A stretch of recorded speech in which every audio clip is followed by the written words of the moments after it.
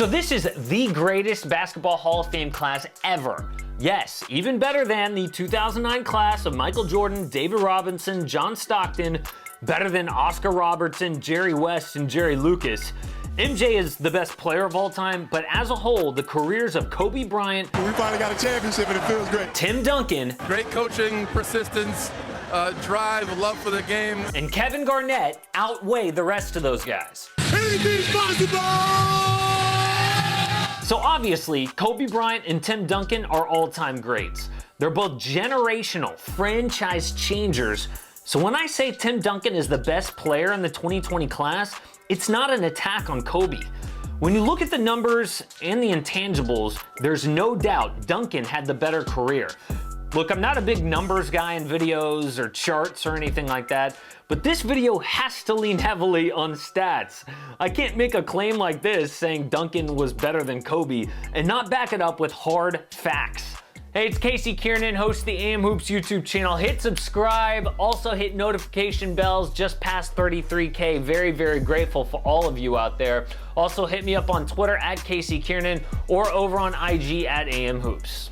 We're gonna break down teammates and why Duncan had better players around him for a longer period of time later in the video, but we have to start with stats. Both Kobe and Duncan won 5 rings. They both played in the same era, in the same conference, and against each other, so the comparisons are gonna be fair here.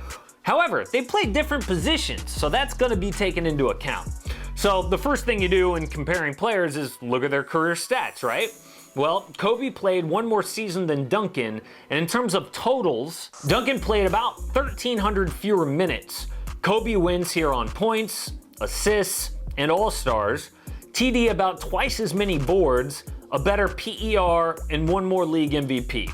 Kobe, of course, scored more points, that was his thing, but Duncan finished top 10 in rebounds and blocks all time. Again, comparing stats is great, but they played 2 different positions. Kobe, the second best off guard of all time behind Michael Jordan, and Tim Duncan, the greatest power forward of all time. I want to know who had the better impact on winning since we're talking about better player. Duncan was the most important player in every Spurs season from his rookie of the year all the way until their last finals series when Kawhi Leonard emerged and won a finals MVP. Kobe wasn't the best player on a championship team until 2009. That was Kobe's 12th season, and by that time, Tim Duncan had already won 3 finals MVPs.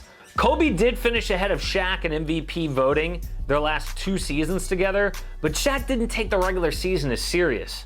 Duncan's team won 50 games in each of his 19 seasons, except for the lockout in 1999. They even won 50 games in the 2011 lockout season. Kobe's teams failed to win 50 games 5 times, and I'm only counting the seasons up until when he tore his Achilles in 2013. So comparing their stats might not be apples to apples because they play different positions, but Tim Duncan definitely had a bigger impact on winning. And while we're talking career accomplishments, Duncan took home more hardware despite being a lot less popular than Kobe. We mentioned Duncan's 2 MVPs to Kobe's 1, but Duncan also won 1 more finals MVP, and he was all defense 3 more times. Now, there are other awards that Kobe took home, like All-Star Game MVPs and scoring titles, but Duncan's accomplishments hold more weight. Again, an extra MVP and finals MVP. There's no argument that Kobe was the bigger star. I mean, he was a celebrity in Los Angeles, while Tim Duncan was just the biggest sports star in the 4th coolest city in Texas. That ranking, by the way, goes Austin, Houston, DFW, and then San Antonio, but that's another video. Naturally, Kobe's stardom rose much higher than Duncan's, but what about their basketball peak? In terms of winning and leading his team on the court, Kobe's peak year would have to be 2008-2009. His stats that year were incredibly efficient, 27 points per game, 5 assists, 5 boards, 1.5 steals, and a half block. He was first team All-NBA and All-Defense, runner-up to LeBron and MVP.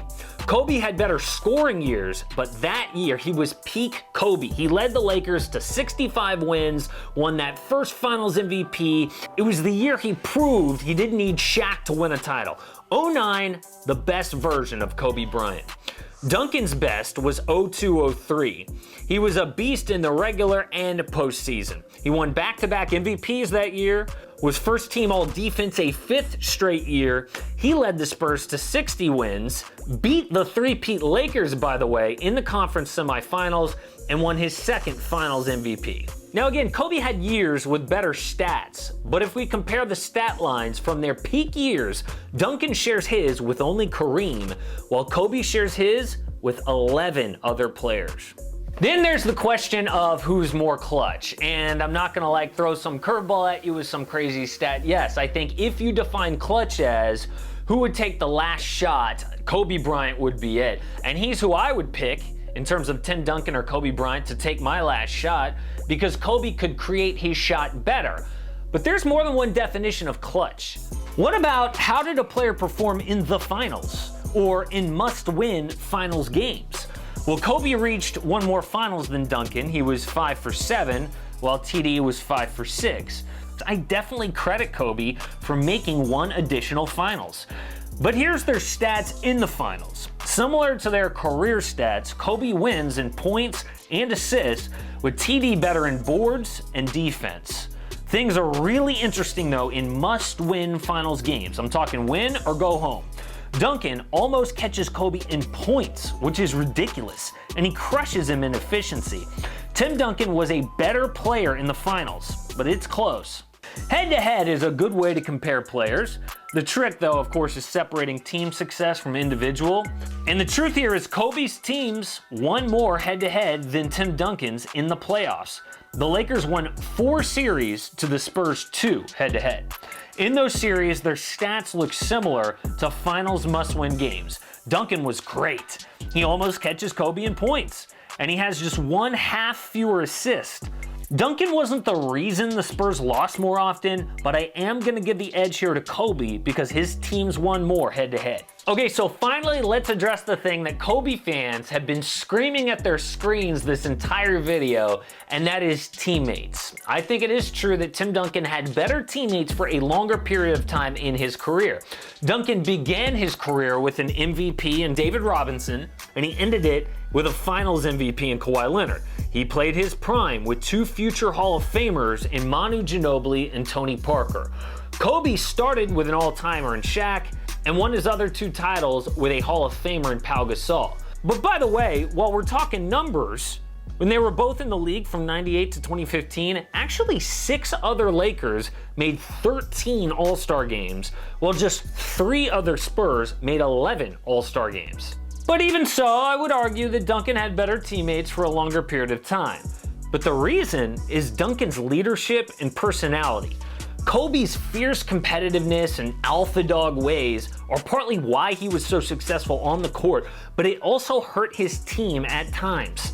He resented Shaq and talked trash about him in the media. He basically made the Lakers choose him or Shaq in 2004.